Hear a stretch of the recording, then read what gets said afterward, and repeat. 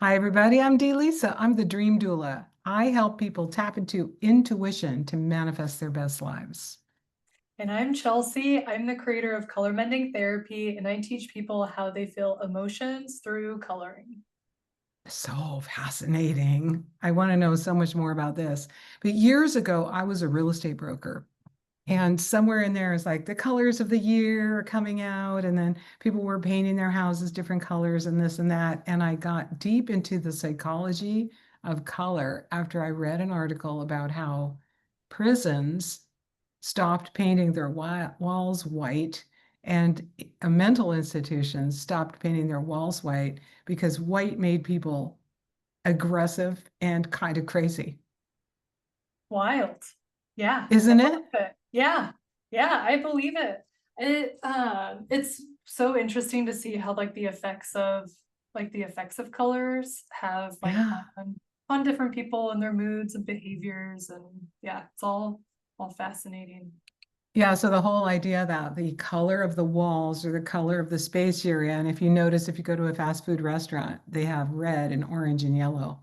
Those Mhm. are like hurry up and get out of here colors. And if Yeah, you go into a really beautiful high-end restaurant, the colors are blues and greens. They're like relax and stay a while colors. yeah. And I was told, 30 years ago, never, ever paint your baby's room yellow if you want them to sleep. Really? That's wild. I was like, what? It's so cheerful and fun. It's like, yes, yellow is like, wake up. If you, I was like, oh, wow. Yeah, yeah. So tell me and tell our viewers what you do and how did you get into it? Yeah. So what I do is I teach people how they feel emotions through coloring. Have you ever heard of interoception before? It's one No, of tell us more our, about that.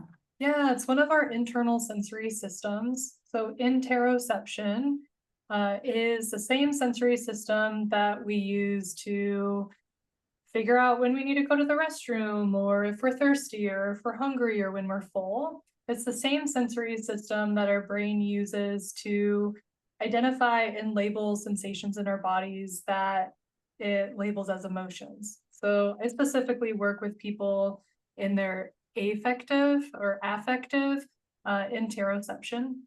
So that's just helping train the brain to accurately identify different sensations, like how you feel anger, or how you feel joy, or how you feel excitement.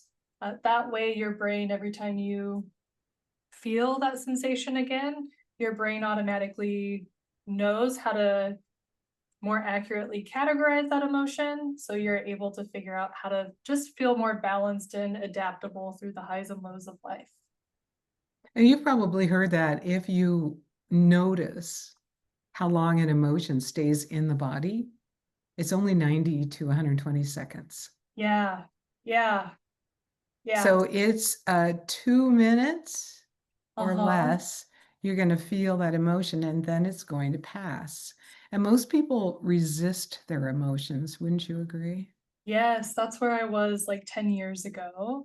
I had just created a pumpkin festival at the Minnesota State Fairgrounds called Pumpkin Nights. It's still going on, but a company hired me to kind of take their idea for a pumpkin festival and turn it into a 18-day event. We had 19,000 people come.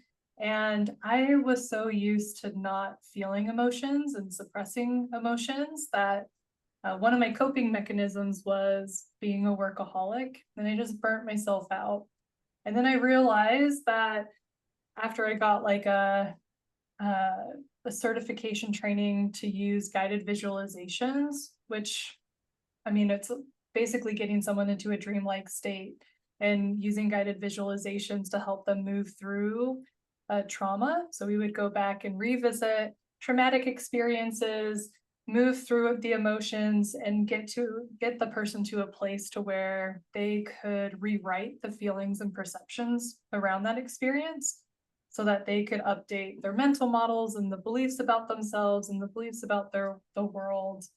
But through that program, I realized that I could not I could only label like 6 emotions and I didn't know how to like fully feel or express them, which that was kind of the trajectory or the seeds that were planted for me to create color mending.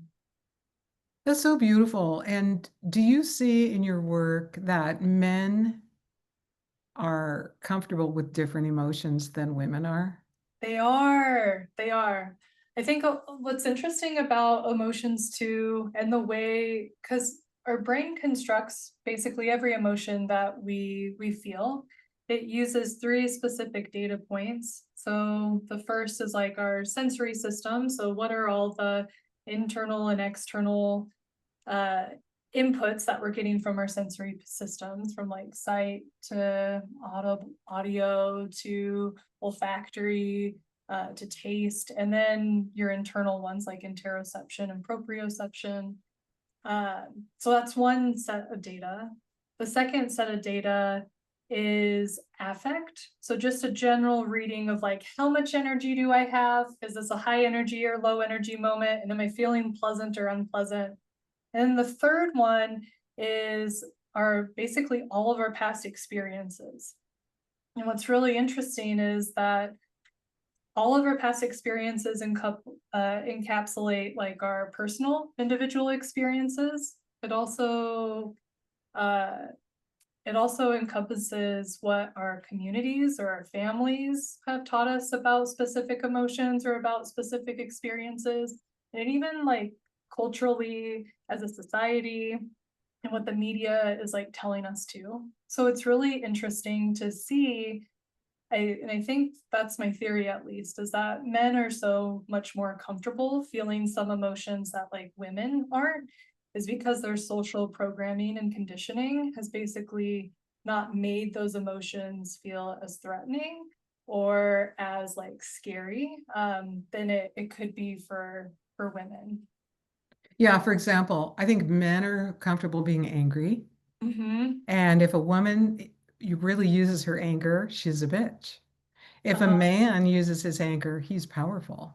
Oh He's yeah. forceful. He might be aggressive or determined. We Yeah. give positive feedback to little boys, and hopefully that's changing now, Yeah. that it's okay to be tough, be a man, be strong, being mad is okay. To a woman, be nice, be gentle, be loving, be kind. So the kind, gentle, loving emotions, cool for women, kind of scary for men. Then they get teased that they're a girly boy or they're somehow not really in their sexuality as a manly man if they're Yeah. going to be loving and kind and intuitive. Oh yeah. It's really effed up. It is.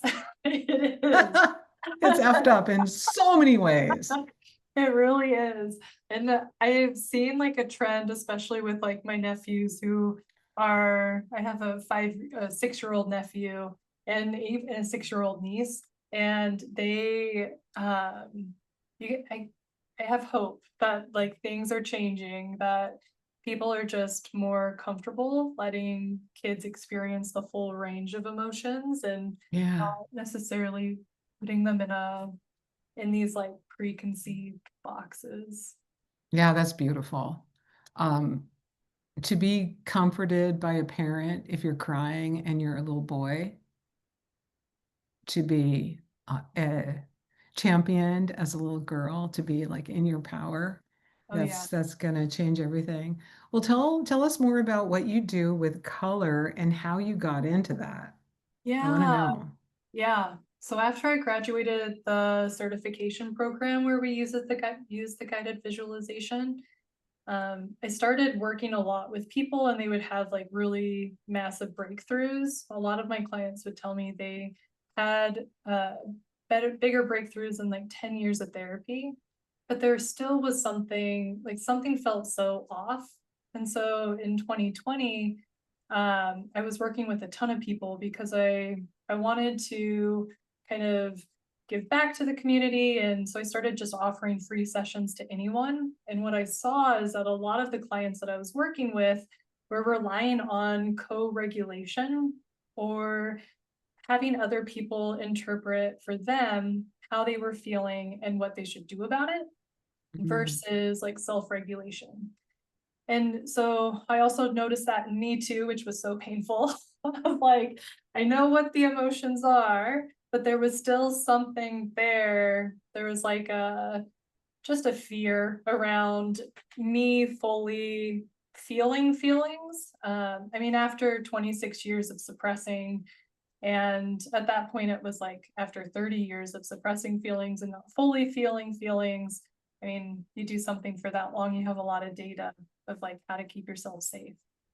So I just started playing around with how can I teach myself and my clients how to self-regulate. And I realized that the the basis of self-regulation is just to know how you feel emotions. And I always thought that like emotions were expressed and felt the same, like universally, like they had like fingerprints. But the more I started working with people, the more I realized that everyone felt like anger so differently. Like I would ask all my Mhm. clients, like, how do you feel anger? Where do you feel anger in your body? And like, how do you express it? And I would get everything from like, I feel like I need to like explode and yell and get loud to I just need to like go hide in a hole and like just chill. Interesting. Yeah. And so then I started like realizing that you could use coloring to kind of bypass your conscious mind, especially if you don't know how you feel emotions in your body. We could do a body scan. So I would have my clients, I would say, like, think of a question that you have. A lot of my clients, they're like, I feel like I'm stuck in a rut, or I keep making the same pattern over and over again, and I don't know how to get out of it. Or I would just have clients come with me or come to me and say, like, I've had this underlying like hum in the back, playing in the background that I just like don't know what it is, but I feel off. I want to figure that out. So what I do is I guide them through a body scan to figure out where in their body is making the most noise. I have them describe the noise, which is like super important because again, we're trying to train the brain to say like the next time you identify this sensation or this sensation comes up, like this is what it means. And then once they identify that sensation, I have them color it out using any shape and color they want. I'll show you some colorings that I did the other day. I did Cool. 3. And then when you pull those up for us to look at, Yeah. do people get, because I'm also an artist and I teach people how to be creative. And I wonder if when you say, would you just take any shape and any color, do people go, whoa, I don't know how to color. Yeah, I don't know what color, I don't know what shape. And then how do you help them out of being stuck there because they think they have to make the next beautiful painting? totally. So it's so funny you say that because yesterday I was working with someone who had their BFA in fine arts, and Yeah. she's like an overthinker and just was like very nervous that she was going to overthink it. But I think that's also why the body scan is so like important, is it's really just taking the sensation. So you're given like a prompt, but so like any most artists, well, some artists, depending on what their working style is, do better off of prompts, or like I'm thinking like Inktober. But for them, it's like, okay, now I have the sensation. I know what it feels like. You know, how could I like color it out? What would it look like? Which to most people, especially if they aren't used to feeling their emotions, it's so much easier for them to color out how they're feeling versus like talk about it. Because if you're trying to talk about it, you're trying to give it a label, you might mislabel it. You're trying to create something like the person that I colored with yesterday. She's like, I don't even know how to describe this, but I just want to like clench my fists. Like, I just want to, it feels like I want to squeezing. Like, that was a sensation.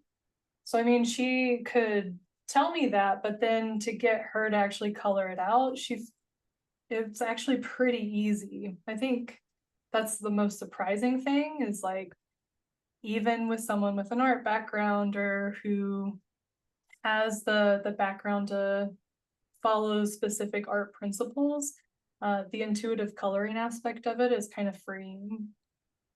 Sweet. So do you meet with people in person? And go ahead and show us those drawings you're going to show. Yeah. So I meet with people in person and virtually. So this is like one coloring. This one, so what's cool about this is that every shape and color that you use has a specific meaning. And a lot of the meanings, especially for shapes, I use dream interpretations to gather that data. But what's cool is that once we actually have like a coloring, like this is the second one, so they're very different, but they're all representing of some emotion. We go through and use charts that I've compiled to figure out like, what does the yellow mean? What does this red orange mean? What does like this black broken heart mean? And then those are the data points that we're able to go back and kind of weave this picture of or a story around like the sensation that you're feeling. And it will give you just more clarity and context around like, oh, that's what that means. Like, for example, this one, I write all the notes on the back because I'll never remember. Yeah. But this is, I was afraid to fully commit and I was using it as a form of control, basically to protect myself from like being betrayed or taken advantage of by other people. And that I was gonna like rebel against other people's expectations. But this specific prompt, it's like, what's keeping me stuck? And so now that I had that information of like, oh, I can see why I'm not fully committing, but I can also know the actions I can take to make sure that I protect myself, but also open myself up to like more possibilities. That's cool. And when you're working with people one-on-one, do you give them the colors to color with and just say, here, choose whatever you want? Yeah, so if we're doing it in person, I love crayons. Some people don't love crayons because it's like a sensory thing or like a smell thing. So I always have like markers. We can do paint, basically any coloring utensil that they're um, comfortable with. I Okay, do, wait, stop the bus. Some yeah, people don't like crayons. I know, I know. Uh, the do you know about process painting? I don't. What is that? There's something I did years ago, and then I haven't been able to find the book lately. I haven't tried deeply, but there's something called process painting, which Okay, is very similar to what you're doing. this is great. Is you're I went to a workshop in a therapist's office. There were 4 or 5 of us. We each had a big board and a big piece of paper taped up to it or pinned up to it. And he had tempera paint in the Mhm. middle of the room. And we each had like a little, did we even have a little dish? I don't remember. We each had a brush, Yeah, beautiful brushes, but tempera paint, that was like old and stinky and I hated it. And yeah, I said, I don't like this paint. And he said, no, we are using this paint because it's the paint you used when you were in preschool or kindergarten. And I wild. want you to tap into that young part of yourself while you're doing it. And then he also said, artists have the hardest time. But the concept was you didn't know what you were painting, you didn't plan what you were painting. You just walked over to this table, looked at the colors, dabbed your paintbrush in one of the colors, walked over and mindfully put a mark on the page. And then you just kept going back and forth. And during the day, we would take breaks and talk about what it was like to make the painting we're making, what we're thinking about, what emotions come up. Some people, and he said, if you feel like crying, it's okay, cry. If you Yeah, feel like tearing the paper, paint a tear in the paper. If you feel like burning the paper, paint a flame in the paper. And we were not allowed to make any comments on other people's paintings, although we could look at them. Couldn't say we like it, we didn't like it, nothing. It was all about the process of making it. It was fascinating. And then he told us, don't show it to anyone, don't frame it. Write the date on the back, roll it up and put it somewhere. And later on, you can go back and see where you were. If you do a lot of these paintings, you can see the process of what you're going through by what you painted. Oh, cool. And it sounds similar to what Yeah. you do. Yeah, that is so cool. Do you still have your painting? I don't, but I remember what it looked like. Like Really? during, I did that class at his studio, and then there was an 8 hour. I thought, how could you process paint for 8 hours? But I got so into it that I halfway through the day, I was like, oh, look at that. Like inside the painting was a representation of what I was dealing with emotionally that I wasn't even thinking about. Wow. And so I was like, oh, wow, I did, that looks like a, yeah, it was fascinating and so cool. So Wow. I could imagine someone having that kind of an aha inside of your coloring workshop. Yeah, luckily it doesn't take 8 hours. Good. Sit around. How long are your workshops usually? Yeah, so my main goal is to teach people how to do this for themselves, especially Mhm. because um I was so dependent on working with different therapists and healers, and I just want people to build the skill of their interoception skills for themselves, so they can be better advocates for themselves. So I primarily just teach people how to do it on their own, and I have even like digital or physical kits that I mail out to people so they can teach themselves. I have one-on-one sessions. I have mini one-on-one sessions that are 20 minutes long, and that's just one page. I have a bunch of YouTube episodes. I think there's 13 published now, with a few on the way, still getting edited. But those are like the mini sessions. And then my one-on-one kind of intensive sessions, those are an hour. That sounds exciting. And Yeah. what kind of results have people um, encountered while working with you? Yeah, I think the biggest thing is that they view emotions more as information instead of something to be nervous about. So they get a lot more curious about how they're feeling, why they might be feeling it, instead of going into kind of the shame spirals of, oh, I can't believe I'm like feeling this again, or I can't believe I'm experiencing this pattern again and again. They just kind of give themselves permission to stop and just get curious about it and have a little bit more compassion. There's also a lot like in the sessions themselves, if they have like a pretty big question, a lot of times it's like it just connects the dots for them of like, oh, this is why I've been in the same situation again and again, or this is Mm, why I'm seeing this repeat itself. So that's been, both of those things have been really cool to experience and witness. that's beautiful. And mostly, I would imagine people come to you to do this work with what we would consider negative Yeah. emotions. Uh-huh. I don't think anyone's like, let's color about my joy. Yeah. I need to process this love and joy I'm feeling and my excitement I'm feeling. Um, Yeah. which is interesting because it's also the thing I notice when people tell me their dreams, they're usually remembering a dream that's really frightening or scary or has an emotion in it that they don't want to feel. Yeah. They don't want to feel sexual attraction to an ex. They don't want to feel like they want to kill someone. They Yeah. don't like the things we do in dreamland are not the things we do in our waking life, but the emotions of it are so powerful and that sometimes they wake us up. Yeah. Yeah. So tell me more about how you use dream interpretation inside your work.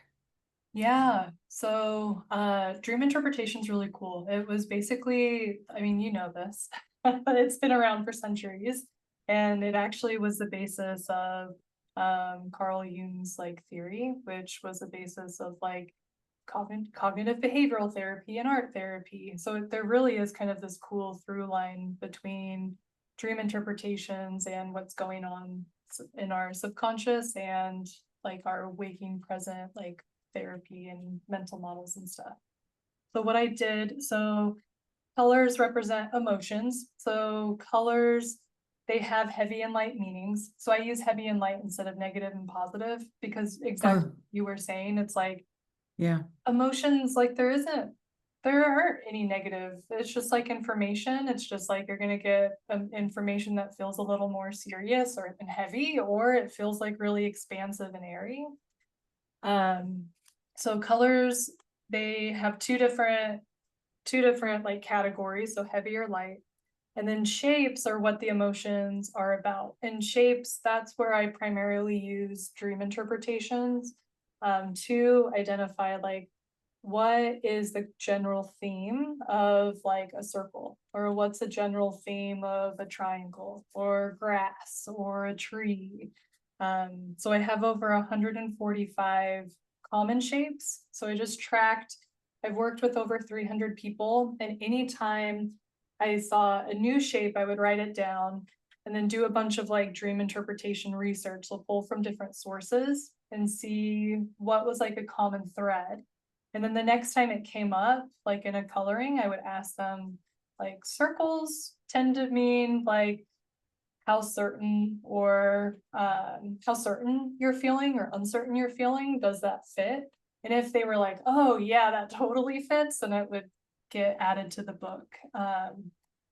But that's how I've used dream interpretations in my work. It's been really fun to kind of dive into that rabbit hole. That's so interesting. I used to teach people in a class called Doodle, called it Doodle like an artist. And so Yeah. basically I would have people just start off by just making the shapes that they would make if they were in a class or in a lecture or waiting on hold and on a phone somewhere at a desk. What are the shapes that you doodle over and over again? So Mhm. people have a shape. Oh, they do. They do. And even if they don't know, they know it. Like next time they're looking at that envelope that they're drawing on, there's like it's triangles, it's circles, it's lines, it's dots, it's squiggles, it's flowers, it's hearts. So you found 145 common shapes. That's a lot. It is a lot. Yeah. And I find more like every month, like the more people that I work with, it always surprises me. Like you get the general, like you said, the lines, the squiggles, the circles, the dots, the flowers, the hearts. But then like vomit for some reason is like a very well, vomit's like basically you wanting to like let things go. I'm like looking specifically, yeah, wanting to find a better way to connect to others. So every once in a while that will come up. Slime or like skulls, spirals are really like common too. But yeah, it's great. I love when the new shapes come up because I have to like put them on pause and then go look at It's the, like, hold yeah, on, what about vomit? yeah. Um, and so fascinating. So when do people tell you their dreams then when they're working with you? They They're like, oh, don't. I had this nightmare. No, they don't? They don't. It's interesting because I do get the doodles because a lot of people who are like, they have like the routine and the habit of doodling. They always get so nervous that they're just gonna want to doodle. But I think like the body scan helps them break out of that. And the Yeah. second thing that I get after this is like, I wonder what dreams mean, but they never ask me about like their dreams or anything else. I would be fascinated to like see compare notes of like what, Yes. Oh, we should do a collaboration. I could talk yeah. about the dreams. Every week I interpret dreams live at the local farmers market, five Oh, cool. minutes. You'd have 5 minutes with me and donate $5 to the market. And it's fascinating that some people say either, I don't remember my dreams, or I don't dream, or oh my God, Dee, let me tell you about this recurring dream I've had for 32 years. Wow. They tell me nightmare. Most people remember a dream they had, even if they say they don't usually remember their dreams. they remember a nightmare or a recurring dream from their past, maybe childhood. Yeah. And you can still remember it because those are the dreams that are going to make you remember them because they're so frightening. You're like, oh, so is there a dream that you have that's either a recurring dream or nightmare that you can remember that you're open to sharing online with me? Yeah, yeah. One of my recurring dreams, and it's always with different people. It's typically with people that I know, either like friends that I've gone like out of touch with, or from my childhood, or family, or my husband. But it's like we're in a maze, or like we're given like a series of challenges that we need to kind of get out. It's kind of like the Harry Potter, like the Harry Potter situation where it's not necessarily like a typical maze, like in the hedges, but it's like in real life, we have to go from like one one location to another, and each location we have like specific things we need to do. And if we don't do them, then something bad happens. So one of the members ends up like getting lost from us, someone gets injured. If it's like too like intense, like if sometimes a group of people that like sent us on the mission will come and like have weapons and try to hurt us or something. But if it's ever gets too intense, that's usually like when I wake up. But you have it over and over again. Yeah, it's always. Similar dream, trying to complete a mission. And if you don't get to where you're supposed to go, bad things happen, not necessarily to you, but to people that are with you. Do bad things happen to you? No, no, I didn't put that together until you just asked me. Like I'm always, and it's always from my perspective too. Uh, Mm-hmm. like it's like I'm the same perspective of like when I'm awake. It's but different people are in this. Let's get through the maze dream with you. Sometimes your husband, sometimes your friends, sometimes other family members. Mm-hmm. Um, are your coloring clients ever in there with you? No. Okay, so there's something that you feel responsible for, perhaps, in your family and in Mm-hmm. your friends and in your marriage, that Mm-hmm. you need to get people to the goal. You need to get people to the safety at the end of this adventure. So you're the person in charge. And when things go wrong, you're like, ah, and then you wake up. Yeah. Do you feel like that resonates with your day-to-day life? Oh, 100%. When you said that, Yeah. yeah, it does. Yeah, because you don't get harmed, but they get harmed. But you Yeah. feel responsible. Uh-huh. Wow. But there's something, and here's what I think about recurring dreams. There's a message in there that when you get it, you stop having it Mm. because the dream keeps coming back and back and back until you get it. So Mm-hmm. I'm not sure we got to the bottom of your dream message, but here's one thing you could do. You could say before you go to sleep at night, some night, I want to get to the bottom of this dream. What is the dream telling me? Mm-hmm. Make it like I say to people, you can say at night, uh, dream, friends, guides, angels, relatives on the other side, come tell me what I want to know about this or that. Mm-hmm. Um, Tell me what this recurring dream means, or let's do the recurring dream with a happy ending.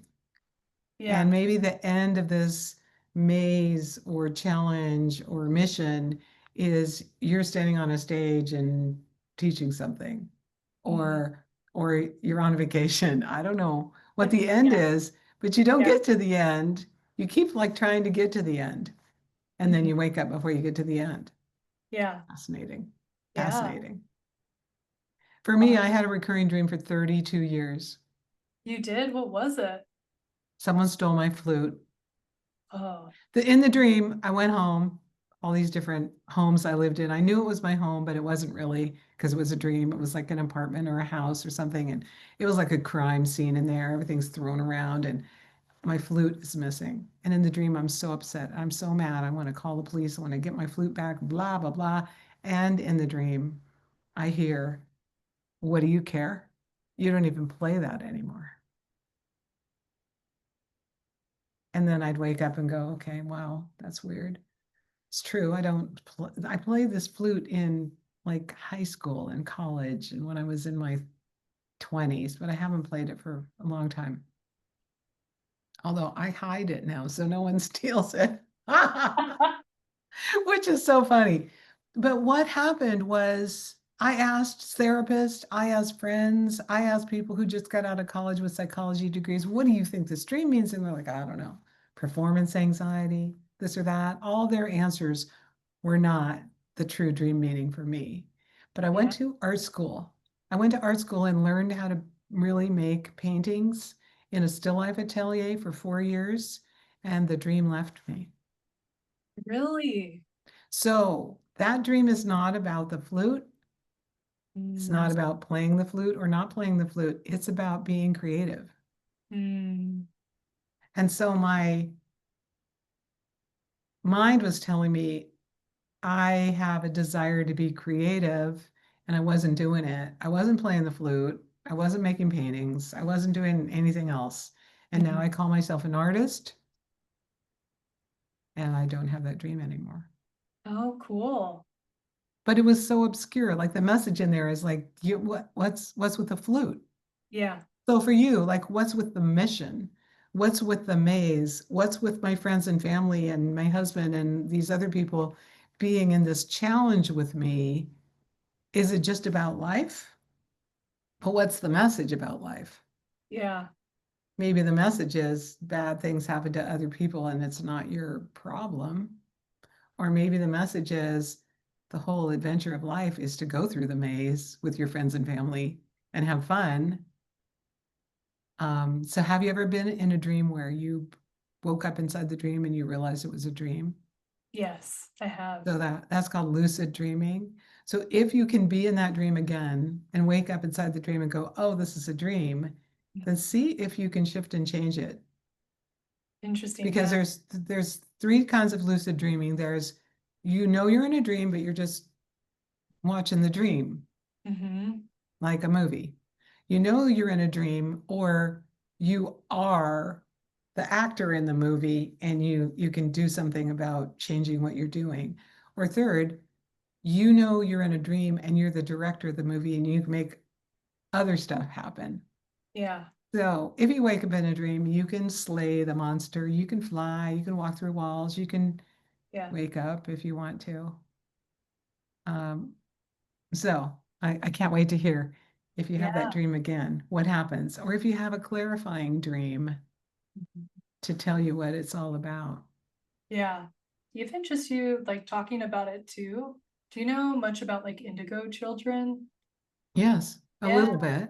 Yeah. So technically I'm an indigo child. It's just like a very strong world willed child that was born in the 80s or 90s. There's like this rise of or there was this pattern of children who were born during that time ended up being more strong-willed than like other kids and just needed a strong sense of like independence.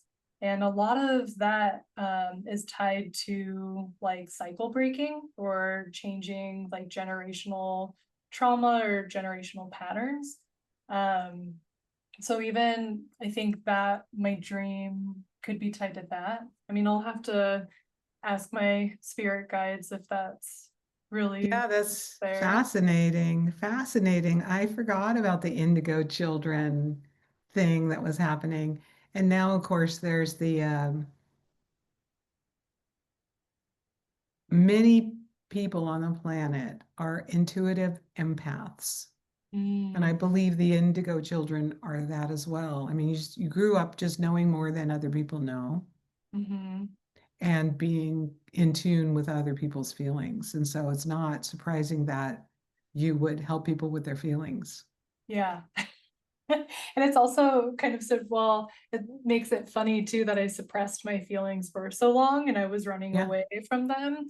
yeah. It's I definitely feel like they're more of like it's more of my superpower now of Like feelings and emotions are our superpowers. I mean, they're the number one, like the most direct way for us to feel like we're coming home to ourselves and to feel like we can take the actions that will help us feel more in balanced and heart and in harmony, even when life's going up and down too. But yeah. Yeah, I think it's interesting. It's so interesting, Chelsea, because when I'm talking to my coaching clients about their feelings, mostly it's like a negative, what we would call a negative feeling. 100%. And why, where do they feel it?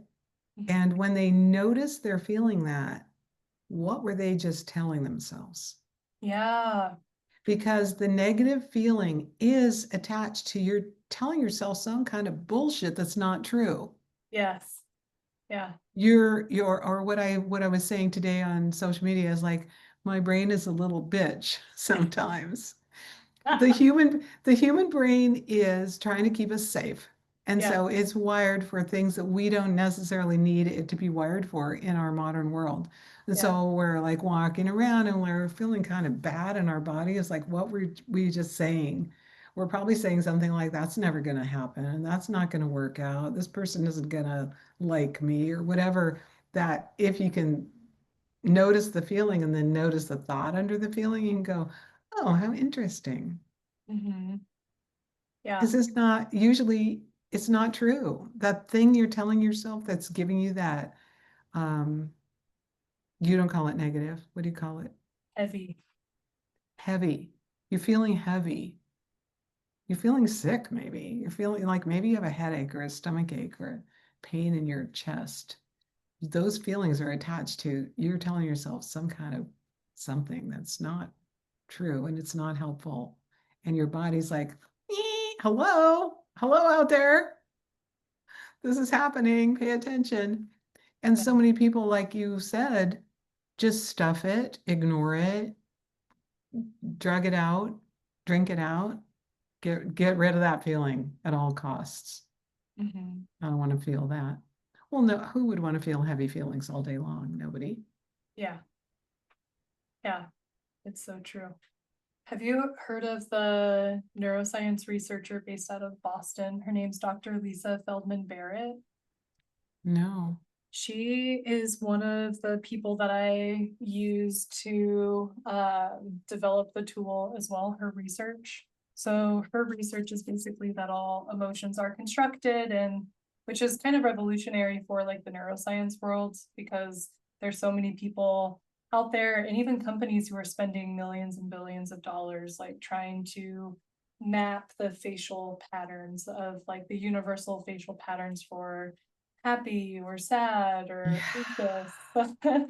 But what I love her research. She has a book, I keep it on my desk all the time, but How Emotions Are Made. Oh, Um, cool. yeah, she also has a more, like this is her deep, dense, like everything that her research has ever like uncovered. But she has a more accessible book called 7.5 Lessons About the Brain, which is Mm. just like the Reader's Digest version of this. Um, but for her, it it essentially is saying what you're noticing in your clients is she calls it a mental model of like that bullshit story that Yeah. just can't seem to kick, that you're not really aware of, but it goes back to what we were talking about with the little kids growing up in environments like men need to be angry or like they need to be more domineering and tough and rough, and girls just need to be subdued and quiet.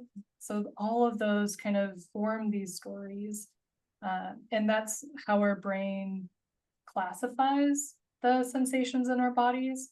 But she talks about how there's really two ways that you can update these mental models. You can either go to psychotherapy and go back and revisit the trauma or when that event occurred that gave you that mental model, or you can just become aware of the mental model and choose differently. So you can deliberately curate experiences to update the data points. So that's what color mending does is it doesn't go back and rehash the past or have you dig up all the trauma. It's more of where are you at now? What's that icky story, that bullshit story that you're telling yourself? Just so that you can make the choice of, do I want to curate new experiences for myself or do I want to like keep the story around a little longer because I'm still benefiting from it in some way. Yeah, because that is what happens when we have recurring patterns in life is that we are getting a payback, Uh-huh. even if it's inside of a dark, heavy emotion. Yeah. That's why people watch the news. I saw somebody yesterday, I said, oh, hi, what are you doing? And so I'm checking in on the news. He was at a store working, but looking at a computer, checking on the news. He wanted to make sure, he told me, that World War III hadn't started yet. And I thought, what the F, man? Yeah. Go go back to the vitamin aisle. Um, I'm sure if World War III happens, someone will tell you you don't need to Yeah. check it on the news Yeah. all day long. But there is some kind of feedback loop that people get in where they want to know what's happening, even if it's negative, and then they Yeah. want to worry about what they're going to do about it next. Um, Not helpful, by the way. Not It's helpful. not. It's not. It's so sad too, because that's what keeps you stuck.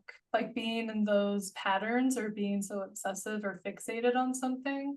That's a lot of what I've seen in like my clients too. It's like if they get so fixated on something and get so like caught up on it, they have a hard time like detaching and actually being present and living and just, I mean, life is heavy enough as it is, but Yeah.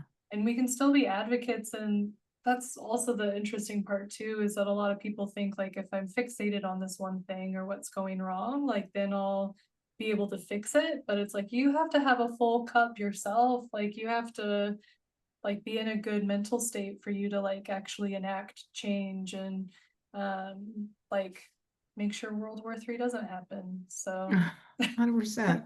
100%. Oh my gosh. So what's the very best thing that's ever happened to one of your clients doing the work with you? yeah, I think one of the most proud that I've ever been of a client is a mom who was just like at her wit's end, kind of in a survival mode. And she started coloring and learning how to self-regulate herself through coloring and just became more aware of emotions. And she started coloring with her young kid, her son, and it allowed him to like express his feelings in a more productive way, and for her and him to kind of have a just a special moment of like let's let's co-regulate but also like let's self-regulate together, and just teaching and modeling to like younger generations how to not rely so much on co-regulation. And I think one of the reasons why I love that story the most is that some parents that I work with are like, I'm just fucked because they're like, I can't self-regulate and I don't have a good relationship with my emotions, but I want my kids to have a good relationship with their emotions. And I just have to tell them, well, a lot of what I do is teach them that like your kid's just gonna model what you do.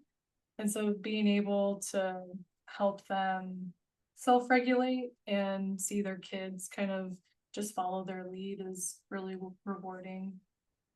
That's so beautiful. So she can sit down now with her son until he's like a teenager and doesn't want to do it anymore. Yeah. And they can say, what are you feeling like? Then whatever your prompts are that you give them, and then they can color together and get over Yeah. it.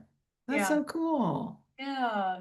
And it helps her see in his world too. I think she started color mending when he was like 3. And so still kind of figuring out how do I express myself when he's just learning the language and trying to figure out what sensations are and how to describe those to his parents. And Mm.